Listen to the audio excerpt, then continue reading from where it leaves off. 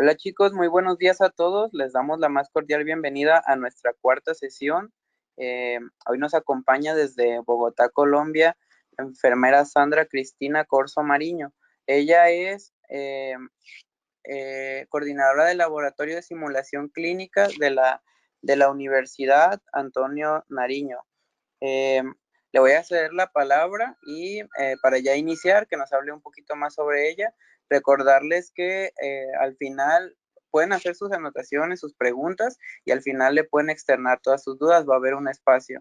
Deberán de tener sus cámaras y micrófonos apagados para tener una mejor conexión. Y pues adelante, adelante, Sandra. Muchas gracias, Daniel. Bueno, a todos muchas gracias por la invitación. Como lo nombraba Daniel, yo soy Sandra Cristina Corso, yo soy enfermera de profesión, especialista en administración hospitalaria, auditoría de garantía de calidad en salud y máster en LLP del Instituto Nacional Argentino. Me desempeño como enfermera en un perfil administrativo en Colombia, como quien representa la camisa de la prestación y el aseguramiento y en este momento de la educación. Eso quiere decir que mi experiencia ha estado en IPS, instituciones prestadoras de servicios de salud, en empresas administradoras de planes de beneficios o denominadas EPS y también en formación. Duré mucho tiempo haciendo algo que se llama en Colombia la formación por competencia en un programa de gestión tecnológica en salud del Servicio Nacional de Aprendizaje y actualmente estoy vinculada con la Universidad Antonio Nariño en la coordinación del Centro de Simulación Clínica y también estoy como docente de las áreas de administración y de atención primaria en salud y de pensamiento estratégico en premédico. No sin antes, si hay algún comentario, pues iniciamos la presentación. Lo primero que les cuento es que el trasplante de órganos en Colombia es un tratamiento médico reconocido por el cual los órganos, tejidos y células enfermas son reemplazadas por las de un donante. Estos procedimientos ofrecen excelentes resultados en la calidad de vida de las personas y además de prolongarla. El trasplante en Colombia tiene un cubrimiento por algo que se llama la UPC, es decir, está en el Plan de Beneficios de Salud y está contenido en la resolución 3100 que vamos a reconocer hoy en relación a todo el cumplimiento que deben establecer las aseguradoras o empresas administradoras de planes de beneficios y las IPS en la prestación de servicios que realizan en los pacientes o usuarios del sistema relacionados con trasplantes. Esta resolución es la 3512. Mi propuesta de comunicación de este tema es hablarles un poco de la normatividad relacionada en trasplantes.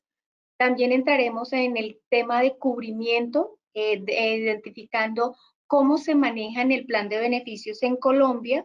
Vamos a conocer las condiciones mínimas que necesita un prestador en relación a la habilitación y la norma relacionada para este proceso de habilitación. Vamos a conocer los mínimos estándares de talento humano y nos vamos a conectar con el cierre de la red de trasplantes y otros relacionados al fortalecimiento de órganos, de capacitación en donación de órganos. Bueno, nuestro país tiene una amplia gama de normatividad. Iniciamos con la ley novena, donde se dictan medidas sanitarias para el establecimiento de procesos y de actividades de trasplante. La ley 919 del 2004, que establece la prohibición de comercialización de componentes anatómicos humanos en Colombia. La ley 73, que se adiciona a la ley novena establece unas disposiciones específicas en el tema de trasplantes de órganos y componentes anatómicos, y la ley como que cierra el proceso, que es una de las normas más importantes y que la analizaremos más adelante en relación a la ley 1805, que establece todo el manejo normativo de donación y componentes anatómicos y otras disposiciones. El decreto operativo que vigente en Colombia es el decreto 2493, por el cual reglamenta las especificaciones de la ley novena y todo relacionado en la operación y gestión de la donación de órganos. En resoluciones tenemos la resolución 5108 del año 2005, que establece todo el manual de buenas prácticas para bancos y tejidos de médula, la resolución 2640, que reglamenta artículos operativos ya establecidos en el 2493 y otras disposiciones operativas, la resolución 0214, que nos establece el grupo de red de donación y de trasplantes del Instituto Nacional de Salud, y la resolución 2279, que modifica y coordina, establece la Coordinación Nacional de Funciones de Coordinación Regionales de Trasplante. La resolución 3272, que hace una red y establece el lineamiento de red de donación regional. La 2003, esta es una resolución que estaba y que es reemplazada por la 3100 en relación al cumplimiento de habilitación en instituciones prestadoras de servicios de salud. Nosotros vamos a analizar hoy la 3100, que es la actualmente vigente. La resolución 418, que hace cumplir los requisitos que deben tener los bancos de tejidos, y la resolución 3678, que es la resolución que modifica la 2003. Circulares, una amplia gama de circulares, entre ellas la 100.00341, que habla del almacenamiento y distribución de tejidos, todas las circulares relacionadas con INVIMA, que la específica es la 100.242, que habla de los lineamientos sobre actividades de bancos de tejidos y médula, la circular 50, que establece lineamientos de certificación de trasplantes, la circular 0007, en que establece la ley y el lineamiento específico de la ley 1805, la circular 056, que habla del almacenamiento temporal de tejidos, la circular 022, que habla de la donación, trasplante y el manejo operativo en las entidades administradoras de planes de beneficios. Por lo tanto, Colombia tiene un sistema normativo que se relaciona con esos actores del proceso de trasplante. Reconocemos inicialmente todas las IPS. Las IPS tratan de nombrar instituciones prestadoras de servicios de salud, las EAPB, que son las administradoras de planes de beneficios, también denominadas EPS, el ente rector, que para nosotros es el Ministerio de Salud y Protección Social, el ente rector operativo, que tiene toda la línea normativa de seguimiento y de gestión en la red de donación de trasplantes de órganos, que es el Instituto Nacional de Acompañamiento, Dirección y Asesorías Técnicas, que están a cargo de las Secretarías Distritales de Salud.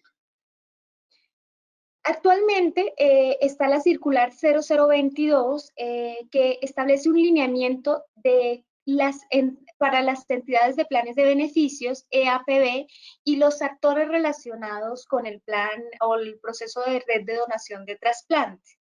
Tiene 4 líneas específicas de gestión que habla de, frente al proceso del trasplante, qué acciones deben realizar las EPS, cuáles son sus funciones específicas, frente al proceso de trasplante en relación a esos periodos que es el pretrasplante, la gestión de lista de espera y el post-trasplante, en específicamente qué funciones asegura la entidad administradora de planes de beneficios para el cumplimiento de estas acciones.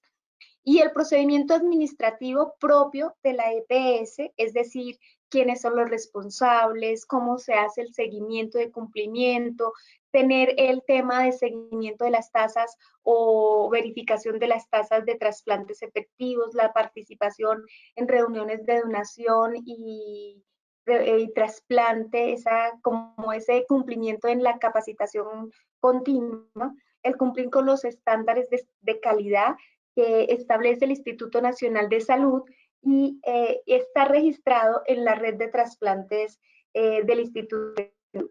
También esta resolución tiene un componente de seguimiento a esas buenas prácticas de red de trasplantes.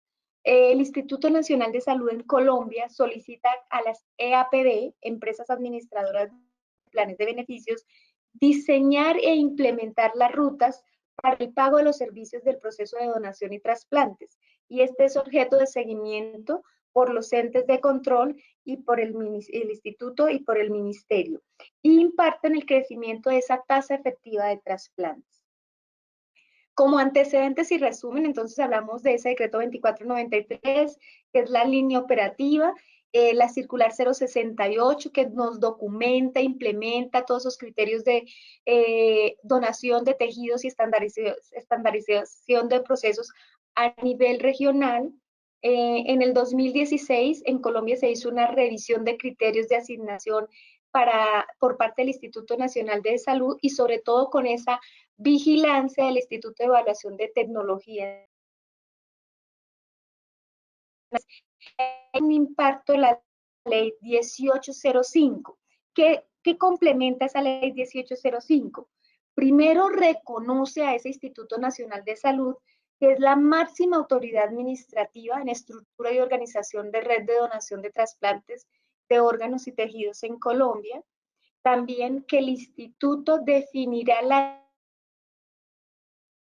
el Instituto Nacional de Salud, como les he denominado, por el decreto 4109, tiene unas funciones específicas. Esta institución en nuestro país desarrolla y gestiona el conocimiento científico en salud y en biomédica para mejorar la salud de las personas, realiza investigación científica básica aplicada en salud y en biomedicina, promueve la investigación científica y la innovación y la formulación de investigación basada en investigación y gestión del conocimiento, hace supervisión y saneamiento y seguridad en asuntos de ámbito de competencia en producción de insumos biológicos y actúa como el Laboratorio Nacional de Referencia y Coordinación Especial en el marco del sistema de salud en Colombia. Hasta ahí tenemos que nuestro país tiene un amplio bagaje normativo y complementa el proceso de gestión y nos aporta en un tema de seguimiento y control de ese proceso de donación de órganos y tejidos.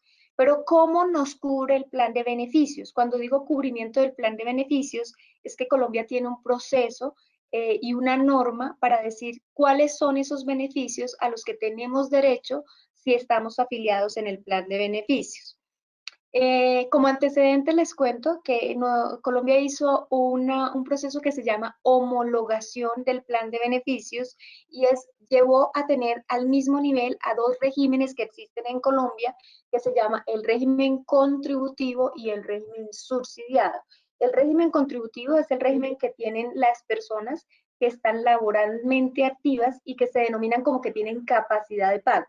Y el régimen subsidiado son las personas que son consideradas o que tienen una condición de vulnerabilidad y que requieren ese subsidio en la salud a través de la seguridad social que establece el país. En ese proceso de homologación, Colombia estableció que cada 2 años se va a analizar ese plan de beneficios, con el fin de incluir esas nuevas tecnologías, analizar esos procesos de gasto y consumo en el servicio de salud y además de analizar el costo-eficiencia del uso de las tecnologías en salud.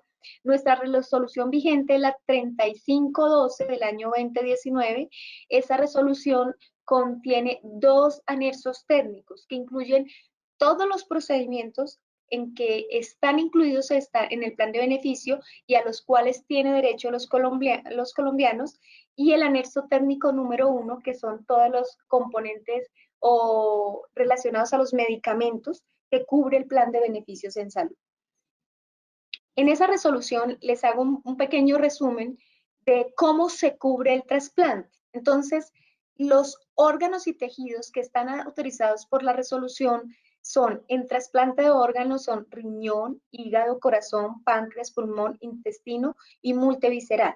Estos 3 últimos no están con cargo a la UPC, directamente. Cuando digo no están con cargo de la UPC, es que tiene otro proceso de autorización en Colombia que en este momento se denomina MIPRES. y de tejidos oculares, osteomuscular, cardiovascular, piel, componentes de la piel. Cuando hablamos de regímenes en Colombia, también denomina la norma qué es alto costo. O sea, qué genera un alto costo en la atención y prestación de ese servicio y que como su procedimiento lo indica, va a ser denominado como alto costo en el proceso administrativo del plan de beneficios. Entonces, en esa homologación lograda desde el año 2008 al 2012, Colombia estableció que en el tema de trasplantes se iba a homologar el cubrimiento para el régimen contributivo y subsidiado en relación al trasplante renal, de corazón, de hígado, de médula de ósea y de córnea, perdón. Los no relacionados, como les denominaba anteriormente, no son cubiertos con cargo a la UPC, son autorizados por el Ministerio de Salud y Protección Social a través de un procedimiento especial que se llama MIPRES actualmente. Antes se denominaba no POS y tenía un proceso de cubrimiento como Comité Técnico Científico. Actualmente es un proceso directo del profesional con el Ministerio de Protección Social en Salud. ¿Y cómo y qué cubre este plan de beneficios? O sea, ¿hasta qué tengo derecho en el proceso de atención para trasplante o condición para trasplante en salud? Dice la norma y el proceso de atención en salud que tiene cubrimiento los estudios previos y obtención del órgano, tejido y células del donante identificado como efectivo. Atención del donante hasta su recuperación, cuya atención se denomina integral por cargo de la EPS o entidad administradora de planes de beneficios. Todo el procesamiento, transporte, conservación del órgano tejido a trasplantar con la tecnología disponible en el país.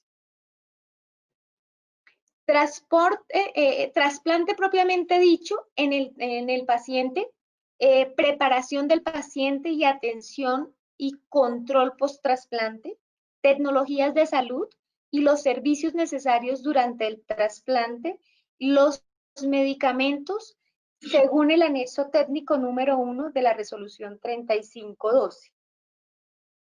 Incluye también el cuidado intensivo con un cubrimiento de 24 horas para, en caso de donación de órganos, hasta que la estancia sea reconocida por la EPS. Es decir, la EPS es quien reconoce esa estancia y todo ese mantenimiento de ese paciente en la unidad de cuidado intensivo es reconocida por el plan de beneficios en salud.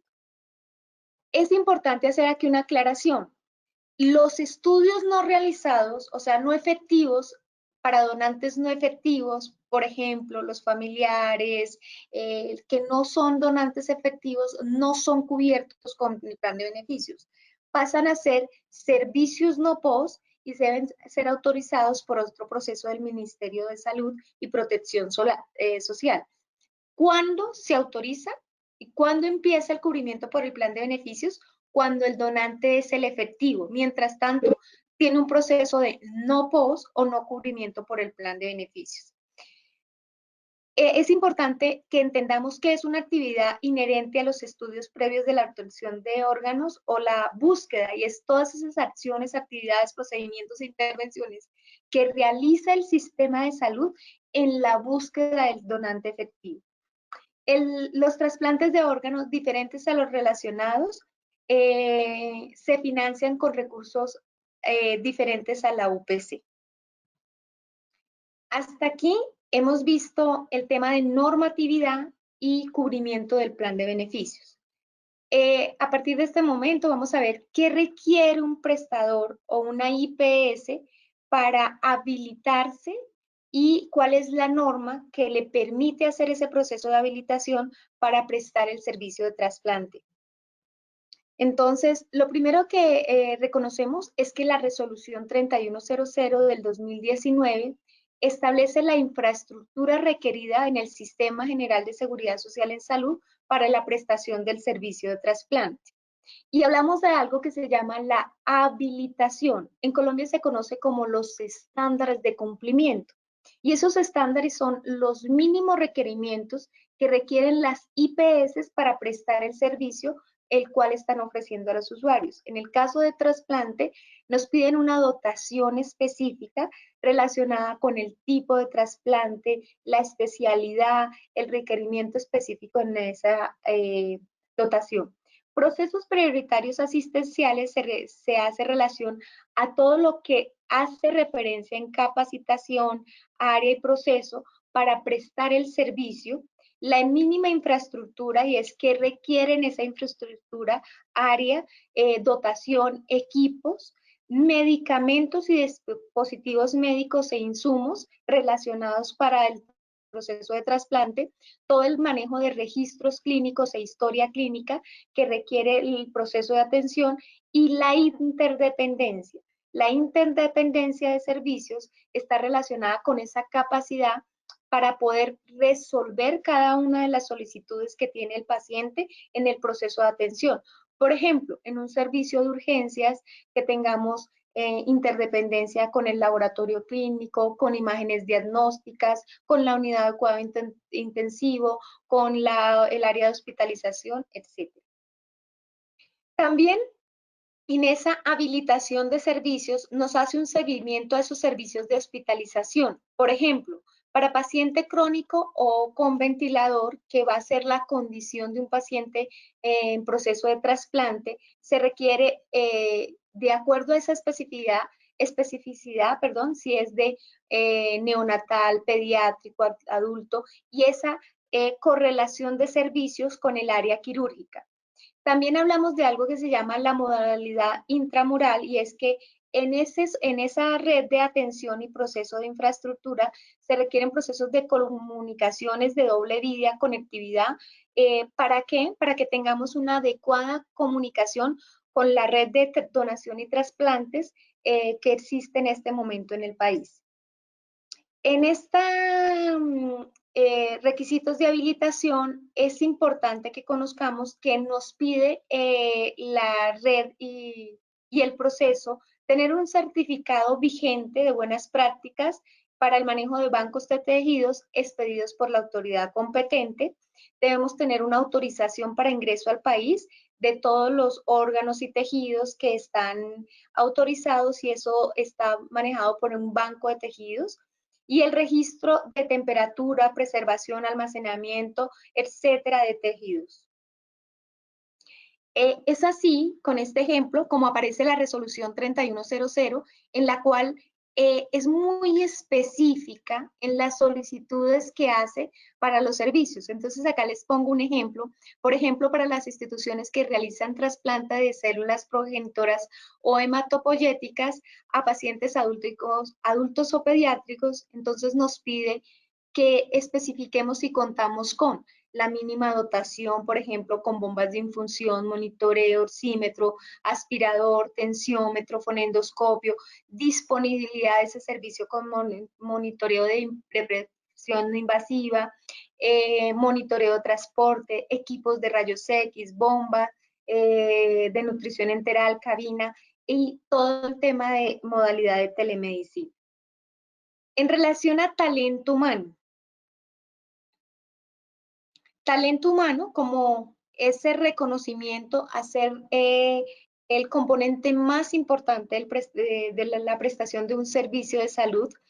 Para Colombia, la resolución 3100 para el año 2019 especifica la necesidad de contar con un perfil de coordinador operativo de trasplantes. ¿Quién es ese perfil? Ese perfil es un perfil que en este momento existe, pero que generalmente existe por redes, y las redes se mueven de acuerdo a las alertas de identificación de caso en las IPS o instituciones prestadoras de servicios de salud. Lo que cambia en este momento la resolución es que dice, ahora cada hospital y clínica requiere que ese coordinador esté dentro de esa área o esa denominación de talento humano institucional, que haga las funciones específicas dentro del hospital, con el fin de dar cumplimiento a esa efectividad de ese proceso de trasplantes. Se requiere también la inscripción ante la Coordinación Regional de Red de Donación de Trasplantes, y aquí en talento humano empieza a hacer unas especificaciones directamente relacionadas con el profesional y con las profesionales que están relacionados con el área de trasplantes. Por ejemplo, cuando hablamos de un trasplante de hígado, corazón, pulmón, cirugía, cardiovascular, riñón, páncreas, intestino, multivisceral, además de los profesionales afines, se requiere un especialista profesional en anestesiología con constancia en anestesia y mantenimiento del paciente trasplantado. Y la norma lo especifica de este fin con la obligatoriedad de cumplimiento de ese perfil. Requerimos también de las disponibilidades de profesionales durante los procedimientos. Por ejemplo, si hablamos de trasplante de tejido ocular, se debe contar con un profesional de oftalmología. Si hablamos de trasplante osteomuscular, debemos contar con un profesional especialista en cirugía con formación en trasplante osteomuscular. Y este proceso de habilitación también hace requerimientos específicos en las competencias por perfiles.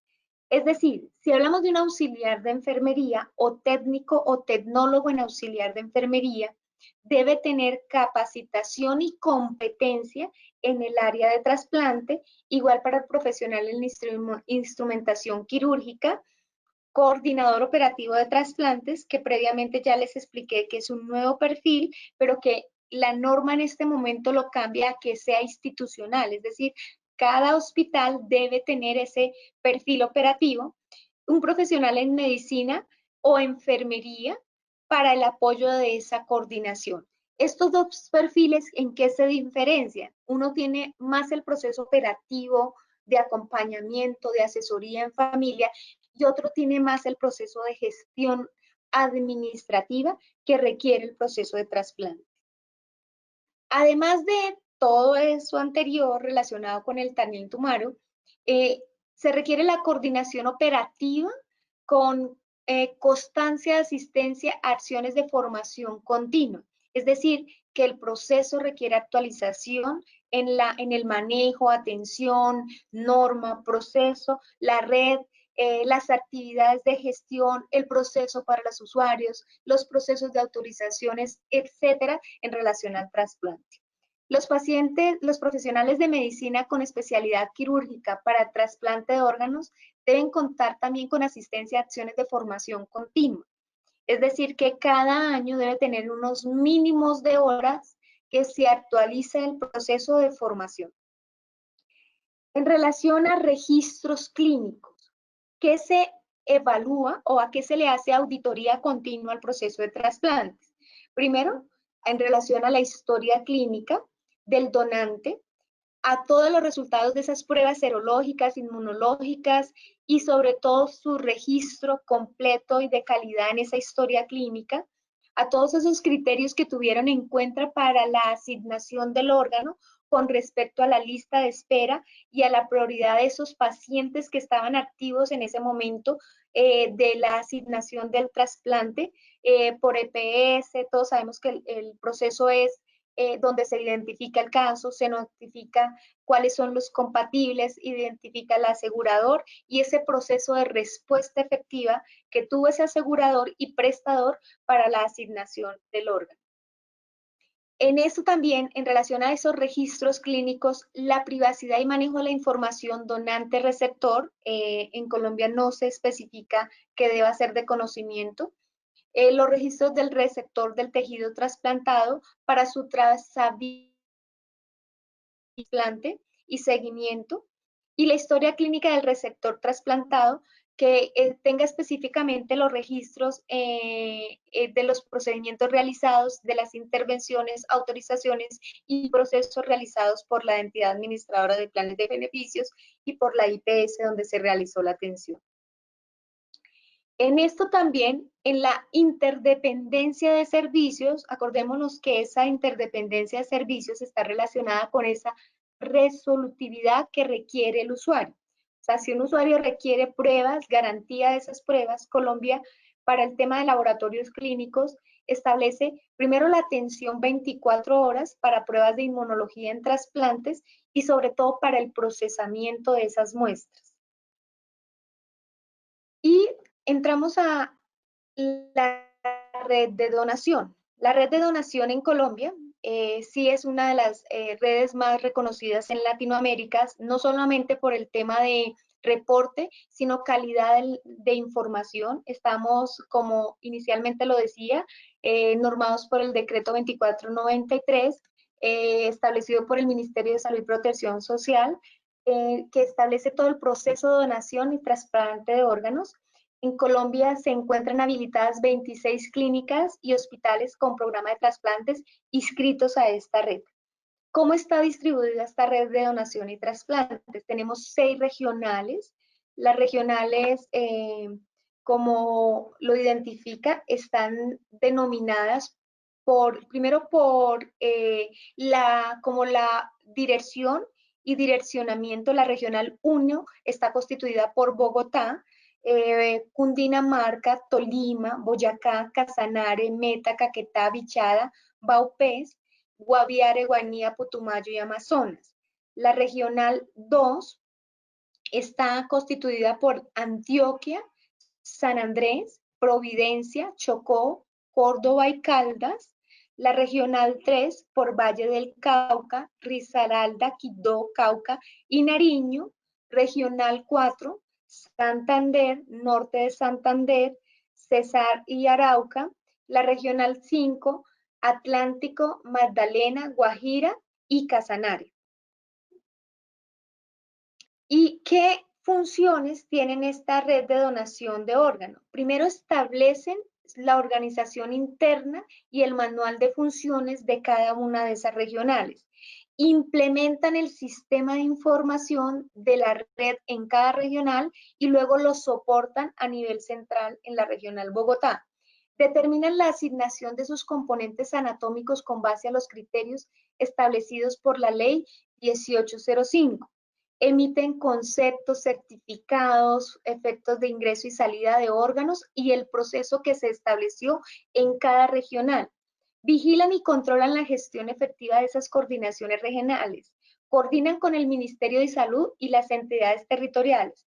Cuando hablamos de entidades territoriales, hablamos de secretarías distritales y municipales de salud. ¿Para qué? Para promover esa promoción de donación en Colombia. Y desarrollan y mantienen registros y estadísticos al día de la donación de órganos. ¿Cómo se ingresa en nuestro país a una lista de espera? Lo primero es que una persona tiene una condición de una enfermedad crónica aguda y que requiere un proceso de trasplante. Ese proceso es conocido por una IPS que le notifica a su EPS o entidad administradora de planes de beneficios. Esa administradora de planes de beneficios, que es la EPS, autoriza primero para colocarlo en su propia lista de espera de pacientes en proceso de atención, en lista de espera para trasplante del tipo de órgano que se requiera, de acuerdo a los estudios y los resultados que se le hayan realizado al paciente. Una vez esos estudios determinen esa condición y cumplan esos criterios clínicos, se dispone a pasarlos a ese proceso territorial de Secretaría de Instituto Nacional de Salud como paciente en proceso de lista de espera. Y la realización de esa lista de espera y de esos procesos de verificación o condiciones de procesos para saber si es o no receptor de alguno de los donantes, es un proceso que es autorizado mensualmente. Previamente ya se le han realizado todos los procesos administrativos de ingreso, de verificación de condiciones, el usuario queda en ese proceso de lista de espera. Y lo que hacen es, cada vez que haya un posible caso donde esté relacionado, se le practican los exámenes y se hace luego el cobro correspondiente a sus procesos de atención. ¿Con qué indicadores presentamos este seguimiento? Con el indicador de sobrevida del injerto, que se presenta semestral, anual, cada 3 años, 5 años y 10 años, y el seguimiento de un paciente post-trasplante en Colombia es denominado también paciente que está en alto costo, es decir, en un programa específico de alto costo, aunque ya no esté generando un alto costo en la prestación del servicio, pero se identifica con el fin de que ese usuario no se pierda de ese seguimiento y tenga una verificación por su aseguradora de planes de beneficios y que tenga también todas las atenciones que requieren el proceso de atención en salud. Generalmente están vinculadas con una misma IPS de prestación de servicios de salud con informe semestral, mensual para el proceso de autorizaciones, semestral para reporte de esa condición del paciente, ese tipo de trasplante, ese inicio o ese reinicio del proceso, si por ejemplo es de diálisis, o si se requiere otro retrasplante, o si presentó alguna complicación posterior al trasplante. Sobrevida del receptor, igual tenemos análisis de sobrevida, ya sabemos que se usa el Kaplan-Meier, no sé si se los habían nombrado, si no me disculpo. En esta periodicidad también se hace cada 6 meses, cada año, cada 3 años, 5 y 10 años, y el seguimiento está dado por la causa de muerte, si está relacionada de un tipo cardiovascular, cáncer, infección o otros, y este reporte se hace inmediato en el momento en que se presta o se presenta durante el proceso de atención. Otros, como complicaciones relacionadas con el área quirúrgica, de tipo vascular, urológica o de complicación de infección de herida, también relacionados con alteraciones no directas del trasplante, pero sí por condiciones clínicas como cáncer de piel o de órgano, incluyendo los melanomas. Los rechazos de esos trasplantes que están en seguimiento anual, el primer año tiene un seguimiento mensual, el primer mes del trasplante, primero la estancia, luego 15 días y luego mensual, y luego semestralmente se le está haciendo seguimiento del proceso. Sin embargo, a estos pacientes en Colombia se les prefiere dar algo que se llama la prioridad del seguimiento y mínimo que tengan un seguimiento clínico cada 2 meses. Eso también depende de un criterio profesional y de la solicitud de autorización de ese criterio profesional. Se tiene también incidencia acumulada por otras infecciones, por citomegalovirus, hongos o tuberculosis, y si se presentaron esas complicaciones, en qué periodo se presentó, el nivel de creatinina sérica y la tasa de filtración glomerular específicamente para el trasplante de riñón. El análisis de supervivencia, el método que se utiliza con mayor seguimiento, pues es el de Kaplan-Meier y es el que se tiene en el tema de autorización y proceso de atención. La Red Regional de Trasplantes en Estadísticas, para el año 2019-2020, todos sabemos que el tema de la COVID afectó este proceso, sobre todo por el riesgo y por la necesidad de confirmar esa condición.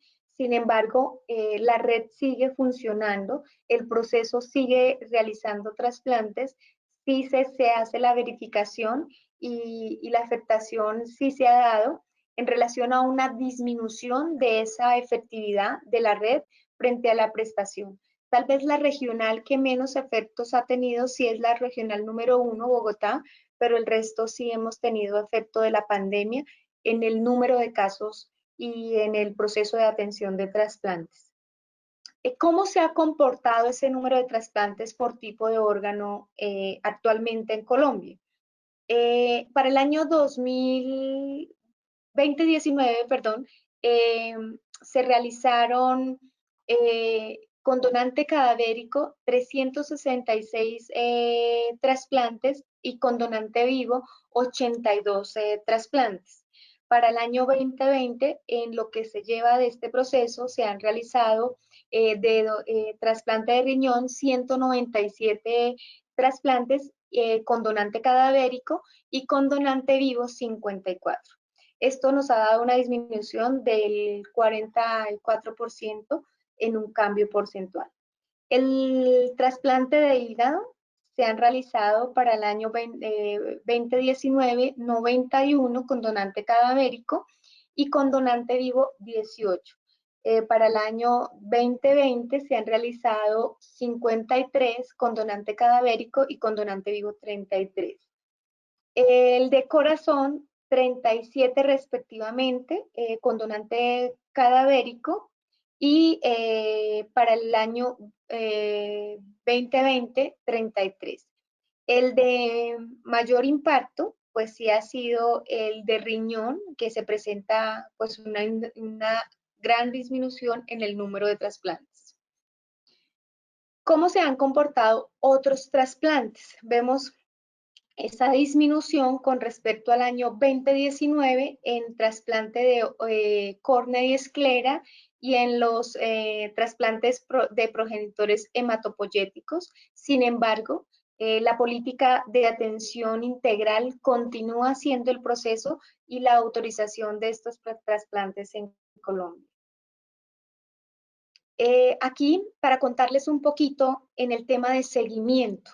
En Colombia existe la cuenta de alto costo. La cuenta de alto costo es un organismo no gubernamental que apoya al Ministerio de Salud y Protección Social y a todos los entes relacionados o actores del sistema de salud con un proceso de gestión de las acciones y actividades de alto costo en el país.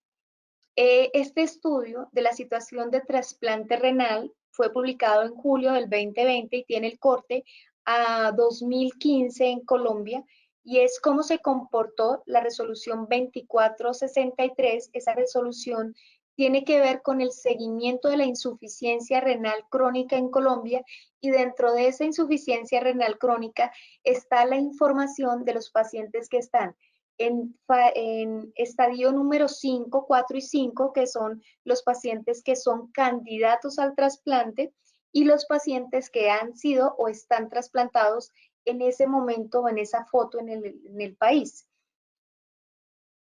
Entonces, esto nos muestra que nosotros tenemos en este momento población reportada, 6.023 casos para ser objeto de trasplante renal.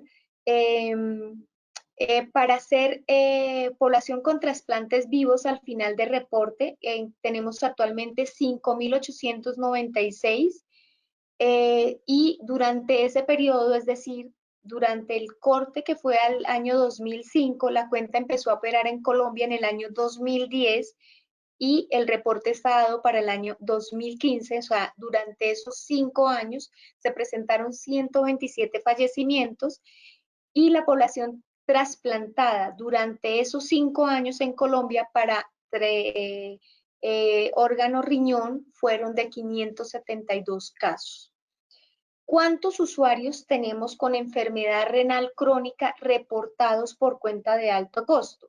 Tenemos 979.415, de los cuales en estadio 5, acordémonos que en el estadio 4 entra a ser candidato a lista de espera por condición, por manejo, por criterio médico, pero el estadio 5 es el que es el candidato idóneo para estar en la lista y en el proceso de trasplante, y eso es un criterio netamente médico. De esos, en estadio 5 tenemos 32.212 pacientes, y con terapia de reemplazo renal tenemos 34.470 usuarios que están en proceso de atención. Este comportamiento también de la terapia de reemplazo renal mira ese manejo de casos en hemodiálisis, que son 19.976 usuarios en atención de hemodiálisis, 7.596 en diálisis peritoneal, en seguimiento de trasplante por cuenta de alto costo, 6.023, y en terapia no dialítica, pero que pueden estar en estadio 5, en seguimiento, tenemos 875 casos. El centro de simulación, aquí hace un tema de articulación. Nosotros en la Universidad Antonio Nariño contamos con un centro de simulación de alta fidelidad, contamos con simuladores de alta, mediana y baja fidelidad, un área de más o menos 570 metros, es un hospital clínica simulada, con todas las áreas dotadas de equipos y simuladores, donde lo que hemos utilizado este espacio en la universidad es en hacer ese acompañamiento a ese proceso de capacitación y fortalecimiento. Específicamente en donación de órganos, la Universidad Antonio Nariño en el año 2019 hizo una articulación con la Secretaría Distrital de Salud, con toda la red de la Regional 1, para fortalecer en conocimiento y en capacidades y habilidades en el tema de donación de órganos, con un proyecto donde la Secretaría Distrital de Salud lideraba la capacitación de 2.000 profesionales de salud activos en la red y en el proceso de atención de trasplantes, y de esas 300 profesionales ingresaban a hacer un tema de fortalecimiento en capacidad de donación. ¿Con qué? Con unos temas de fortalecimiento y capacitación específica. Acordémonos que la simulación permite evaluar esa habilidad y esa competencia que tiene el profesional para el proceso de atención, pero además le permite fortalecer esa habilidad, lograr mejores prácticas y que aportan al tema de seguridad del paciente cuando va a hacer el proceso de atención clínica. Los temas de atención y de fortalecimiento fueron muerte encefálica, mantenimiento del donante potencial y comunicación en situación crítica. ¿Qué se hizo?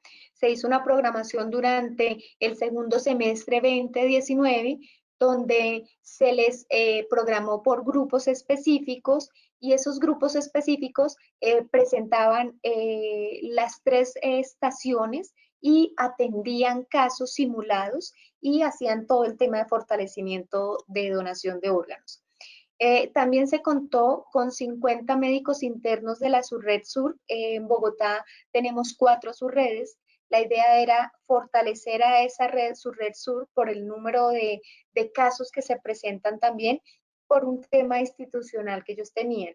Y a los 42 internos que estaban en ese momento en formación de la Universidad Antonio Nariño también participaron.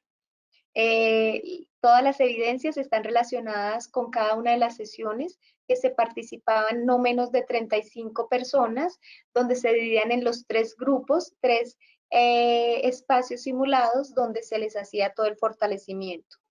Algunas imágenes de ese proceso.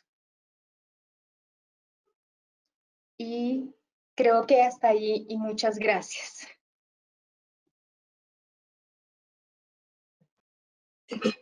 Excelente, Sandra. En este momento vamos a iniciar la sesión de preguntas. Me voy a permitir leerle una pregunta que nos enviaron a través del chat. El estudiante Carlos Susano Huerta pregunta, buen día, la donación y trasplante de órganos está normado, pero hace falta cultura. ¿Qué probabilidades tiene un paciente para que su organismo no rechace o sea compatible con la donación, ya sea de corazón, hígado o riñón? Yo creo que también depende, o sea, eso es un proceso netamente médico. Sin embargo, también está como en el proceso de adherencia que tiene el usuario. Desde mi experiencia, yo gestioné la EPS subsidiada por subsidio durante más o menos 4 años. En el tema de rechazo, sí hay un tema muy comportamental del hábito del usuario. Nuestro como indicador de compatibilidad, pues está dado por todas las condiciones y valoraciones clínicas que se hacían con los casos, pero también en el tema de adherencia del usuario a todo lo que indica el proceso de medicamento, atención clínica, seguimiento clínico, cumplimiento de las indicaciones. Sin embargo, ese bagaje que queda de esos usuarios que no logran esa adherencia, yo pienso que también es un tema de apoyo que tenemos que fortalecer, no solamente nosotros, sino todos en el tema de adherencia. ¿Qué es más costo efectivo? Yo siempre hablaba desde este término al usuario, por calidad de vida, por condición, lo mejor es un trasplante. Sin embargo, también uno identifica esos casos en que por más opción que le demos del trasplante, el usuario no tiene el comportamiento y la adherencia que se requiere manejo de su condición clínica. Y esa es una de las condiciones por las cuales tampoco los médicos y el proceso de atención lo identifican como candidatos efectivos, pero algunos pasan. Gracias, maestra Sandra. También preguntan Daniel, que no estoy viendo tu cámara, espérame un segundito a ver si sí, la no, logramos. no la tengo encendida, maestra. Es que como le Ah, estoy leyendo las perfecto. preguntas, estoy viendo la computadora para poderle leer bien las preguntas. Bueno, Pregunta José Luis González Villa, ¿a qué, ¿a qué cree que se deba la disminución de la donación de trasplantes de órganos? nosotros en Colombia a través de la ley 1805 aumentó. Sin embargo, es una cultura. Es una cultura que no es tan fácil. Creo que uno de los procesos de acompañamiento y un cambio cultural requieren muchos años. Generalmente, cuando evaluamos un cambio cultural, lo evaluamos a través de algo que se llama esa transformación de pensamiento, de comportamiento, y eso requiere muchos años. A través de la ley 1805, en Colombia aumentó porque es obligatorio ya el tema de donación de órganos. Sin embargo, todavía la relación con familia, el acompañamiento, esa condición para ser donantes, culturalmente no es tan aceptado. Yo pienso que ahí nos falta hacer mucha promoción y sobre todo acompañamiento en esa necesidad de, si lo considero, dejo de una vez mi autorización y no dejo ese dilema de acompañamiento en la familia, en la autorización, que en este momento todavía frena mucho el proceso. En este momento también en condición de pandemia, pues la disminución está dada por el riesgo y por la identificación de caso en el posible donante. Gracias, maestra. Contreras Tiznado Zaira Jennifer pregunta, ¿es cierto que en la ley 1805 en Colombia ratificó que todos los colombianos son donadores a menos que lo manifiesten por escrito y notariado? Sí, esa es una indicación. Sin embargo, ahí sí sigue habiendo un acompañamiento a la familia, porque aunque la ley lo permite, es importante, primero, que cumpla todos los criterios y segundo, un acompañamiento a la familia en el proceso. Por eso mismo que hablábamos de la cultura. Si yo considero que no lo quiero ser, el proceso está. Tenemos líneas de atención en hospitales, en clínicas, en la secretaría, en ámbitos públicos, donde generalmente se hace un proceso de promoción y atención y promoción de esa posibilidad del donante. Entonces, no tengo en este momento mi carné, pero uno tiene un carné, o sea, yo soy donante, certificado ante la Secretaría Distrital de Salud que quiero y que deseo hacer esa condición de donante. En caso de que se identifique, cuando aparezca mi nombre, ya sabe la Secretaría y la red, cada una de las regionales, que yo accedí a esa condición. Si no lo quiero, también lo debo notificar. Tiene el mismo proceso de si deseo hacerlo como si no deseo hacerlo. Importante también, y es algo que se promueve dentro de los profesionales de salud, técnicos, operativos, profesionales, y es que uno le debe decir eso a la familia, o sea, en caso de yo sí deseo ser donante, porque es que después como que mi condición era que sí lo quería hacer, pero mi familia no lo sabía. Entonces les va a quedar un poco más difícil a ellos decidir, pero cuando ya uno ha tomado esa decisión, simplemente es algo de respeto a la decisión que había tomado la persona. Y si llega a morir, por ejemplo, y no dice si quiere ser donador de órganos, si no dice sí ni no, ¿qué pasa? La ley, primero, el donante tiene unos criterios de muerte encefálica, que son unos criterios que tienen una auditoría por profesional. Generalmente hay un equipo interdisciplinario. Era, por ejemplo, esa capacitación, o sea, ¿cuándo se toma esa decisión para que esa persona dé? Si no lo dejó, la ley ya lo permite que es obligatoria en el seguimiento y que también prima ese acompañamiento a la familia y la orientación institucional y ese coordinador operativo que tiene esas funciones de ser ese articulador entre esa familia y ese posible donante y la necesidad de aportar dentro de eso con un muy buen acompañamiento, comunicación asertiva, claridad en el proceso, sobre todo porque hay todavía muchos mitos y creencias en el tema de donación de órganos, que todos los países hemos pasado por esos, pero que también en una claridad de información y comunicación queda esa familia un poco más tranquila y sabe que aporta y que esa persona sí tiene unas condiciones clínicas que me permiten evaluar que tiene una muerte y una condición encefálica, cerebral, pero que sus órganos pueden ser potencial donante. Buenos días. Buenos días. Tengo una pregunta, una duda, más que nada. Si yo quisiera ser donadora, bueno, y en el dado caso llego a fallecer, pero si yo dejé estipulado que mis órganos se le donaran a personas que yo conociera, ¿se puede? ¿Dejar como un escrito? ¿Se tiene que dejar un escrito? Se puede, pero miren, lo importante de aquí es que el proceso de donación de órganos no es como que yo lo dejo hoy y entonces mañana ya me pueden realizar el proceso. Tiene unas pruebas, unos procesos clínicos de atención que requieren también unos tiempos. Si recordamos la resolución 3512, hablaba de cubrimiento, por ejemplo, en la unidad de cuidado intensivo de 24 horas. Si tú tienes una condición y por condiciones clínicas o eventos adversos o situación presentaste un fallecimiento y dejaste explícito la solicitud de ser donador, no solamente va a ser a ese familiar, porque hay que hacer el tema de compatibilidad, de autorización, pues puede ser a él y puede ser a otros que estén relacionados. Hay algo que se llaman las listas de espera que las expliqué. ¿Cómo entró a hacer esa lista de espera?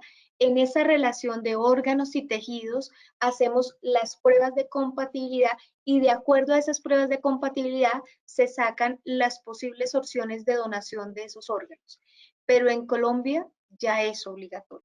O sea, si yo no lo dejé escrito diciendo que no lo quería, ya tienes opción de donante. Y lo que se hace es informarle el proceso y acompañamiento a los familiares. Muy bien, muchas gracias. Bueno, voy a permitirme leer Contreras Tiznados Zaira Jennifer, a pregunta que ratifica la donación de órganos de la 1805, que es la ley, sí, y está por escrito, más que el notariado. En Colombia es la autorización ante la autoridad o el ente competente, que son las secretarías de salud. Generalmente es que yo firme, que me entreguen mi carné o que esté en esa lista de donantes que estoy interesado en caso de.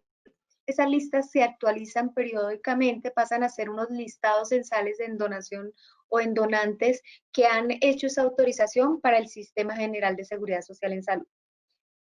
Marina Enciso me pregunta que si nos gustaría recibir estudiantes en intercambio. La Universidad Antonio Nariño tiene el proceso de intercambios para las carreras de salud. Es importante con Daniel, yo le daría el vínculo de la información para que se lo remita y a través de ese proceso de intercambio verificar todos los requisitos, los periodos en que se están autorizando y el proceso que tendrían que hacer para realizar el proceso de intercambio. En caso de un fallecimiento, ¿se puede hacer donación o solo se puede donar en muerte cerebral?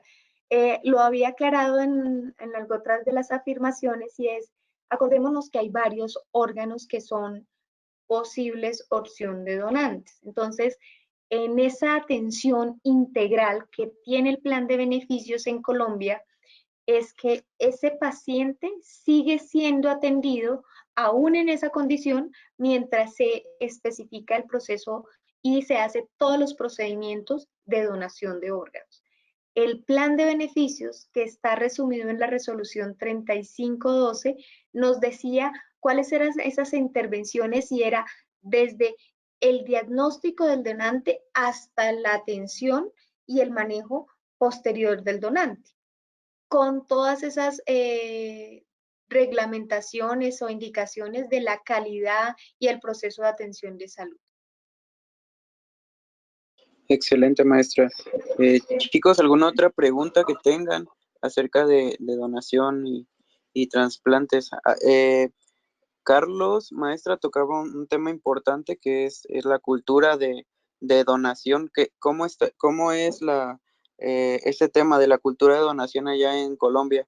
¿Se les da desde el nivel básico, desde que cursan la primaria, la secundaria, se les enseña la importancia de ser donantes? En este momento hay algo que se llama los espacios de vida cotidiana, que sí se hacen acompañamientos en salud, pero también se hace en el tema de fortalecimiento de donación. Hay también pautas publicitarias, como el conocimiento de la publicación de la norma, esa claridad en el acompañamiento. Todo tiene un tema de consentimiento informado y autorización para el proceso. Específicamente, no te podría decir en este momento si se hace o no dentro de los colegios. Se hace en los ámbitos clínicos, sociales, pero llevar a los colegios también es como un tema también de promoción. Y creo que hay algo en una diferencia en el comportamiento y es, no sé si allá se presenta, pero acá sí, los jóvenes son más receptivos a la donación que los adultos. Los adultos todavía tenemos la creencia o se identifica más que tenerla individualmente, socialmente, que la donación de órganos es que se va incompleto. Sin embargo, también creencias como esas y mitos se han ido cambiando con el impacto de lo que implica un resultado. Mi experiencia en el aseguramiento creo que fue muy satisfactoria. Nosotros logramos hacer como un análisis costo efectivo y es mucho más económico realizar un trasplante en el tema, por ejemplo, renal. Un trasplante en Colombia puede estar alrededor de los 47 millones de pesos, pero un paciente en terapia de reemplazo renal puede gastarme más o menos la misma cantidad anual sin estancia hospitalaria y sin complicaciones, además de todas las afecciones de su condición y calidad de vida. Sin embargo, la cultura del no donante genera eso, o sea, el que el usuario con esas condiciones clínicas, además de todo lo que tiene que pasar por un proceso de salud, no encuentre la efectividad. Y nosotros hacíamos las pruebas a donantes relacionados, es decir, familiares, línea directa y hasta tercer grado de consanguinidad, y generalmente era un porcentaje mínimo el que encontrábamos efectivo, es decir, que después de esas pruebas ya teníamos que salir como al mercado, y al mercado es a esa red de donación y a ese proceso que verdad llega a ser una lotería. Y que ahí es donde impactar cada uno de nosotros desde el quehacer diario, sobre todo los que son directamente relacionados con la atención de los pacientes, los auxiliares, los técnicos, los tecnólogos, los profesionales, el médico general, que son esa cercanía y pueden ser mucho más efectivos en la resolución de esa decisión que está tomando el usuario y familiar.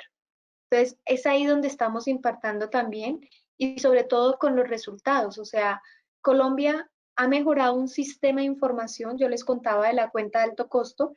Somos tal vez uno de los mejores fuentes de información en insuficiencia renal crónica y esto se lo debemos a los reportes de la cuenta de alto costo y a todo lo que esa institución ha hecho en la normatividad de seguimiento. En nuestro país la norma nos hace seguir a los usuarios con insuficiencia renal crónica uno a uno. Es decir, se hace una auditoría de cada uno de los casos, con verificación de cada uno de los procesos de atención y de cada una de las variables que solicitan, Por lo tanto, el impacto de esa información y la calidad de la información ha mejorado para que nosotros, los profesionales de la salud y el sistema de salud y todos los relacionados con el sistema de salud, conozcamos esos beneficios de contar con una fuente de información y además del impacto positivo que ha tenido la intervención en esa fuente de información. Muy bien, maestra. Nos pregunta María Berenice Gómez Nieves, ¿quiénes no son aptos para recibir un trasplante? Muchos casos. Si las condiciones, yo no soy médica, yo soy enfermera, pero en el proceso de autorización administrativo está por las condiciones clínicas. Nuestro país no tiene criterio de edad. Eso depende de un criterio médico. En mi caso, por ejemplo, como coordinadora de alto costo y de autorizaciones de la EPS, no tenía rango de autorización, o sea, la edad no era un limitante, pero sí la condición de comorbilidades y la condición del paciente en su condición clínica o patológica que esté relacionada con el trasplante. Nosotros trasplantábamos niños desde 8 o 7 años hasta el último que trasplantamos en la EPS tenía 72 años y pues ese criterio sí es un acto médico donde dice que está evaluado el paciente, que ha sido analizado clínicamente y por medio de pruebas diagnósticas para que se identifique que tiene las condiciones clínicas aptas para recibir el trasplante. Igual sabemos que este es un procedimiento complejo que requiere atención en una unidad de cuidado intensivo y otros procedimientos que implican una inmunosupresión y una condición adecuada. Y en la presentación veíamos todos los requerimientos de habilitación y de área que se requieren y de entrenamiento para manejo de esos pacientes. Gracias, maestra. Nos pregunta Brenda Espinosa que si nos podría dar un consejo para implementar la cultura de donación aquí en México. Yo pienso que más que consejo es, nosotros tenemos una responsabilidad como profesionales de la salud y hacemos algo que tal vez lo hacemos a diario, pero que no lo hacemos conscientemente. Y es que la atención primaria en salud está de parte de nosotros en un tema de educación. Y la educación es no solo el acto de recibir información, sino de también ser ese receptor y esa persona que transmite esa información y que aporta. Yo creo que una de las cosas que podemos hacer básicas para implementar y para mejorar, porque cada país tiene unas políticas, unas acciones y unas actividades relacionadas con el tema de trasplantes, que yo proyecte esa información. O sea, que proyecte lo bueno que tiene la norma de mi país, que diga los resultados, que lo hable con ese ámbito primario que es, por ejemplo, la familia, esto que estamos haciendo de formación, de conocer otras instituciones y países cómo lo hacen, pero que también es ese acompañamiento en esa educación relacionada, nuclear, que me permite a mí, primero, educarme a mí misma y educar a mi familia, educar mi entorno cercano o mi ámbito laboral, de educación, de vivienda, y así vamos aumentando, primero, una claridad en esa información, o sea, no se quita un órgano, se dona o sin hacer un proceso adecuado de verificación de receptor, todo el proceso de autorizaciones, la calidad que se cambia en condición de vida, etcétera, etcétera, que puede aportar en el proceso. Entonces, para mí sería más una recomendación de esa acción primaria y es acción una, esto que estamos haciendo es recibir cómo funciona en otro país y cómo funciona en el mío, hacer un pareto y decir, yo tengo esto bueno y esto también lo hacemos acá, y informar esa cercanía, entre muchos estemos informados, tengamos claridad y aportemos y disminuyamos las creencias relacionadas con estos procedimientos, la gente va a ser mucho más abierta en caso de cuando esté presente a tomar una decisión, ojalá efectiva, en un tema de donación. Gracias, maestra. Nos pregunta Sagrario Roque Rodríguez que si una persona con enfermedad crónica puede donar. Sí, pero de acuerdo a esa afección del órgano y esas pruebas de compatibilidad y de condición clínica que le realizan a ese donante, y si esa condición le permite que el receptor no vaya a tener complicaciones relacionadas. O sea, ahí está un tema de acto médico clínico en la valoración, que antes de todo ese proceso se pasa, y si no cumple los criterios o las posibles complicaciones en el receptor vayan a ser mayores, pues no se van a tener en cuenta. Es un acto totalmente médico.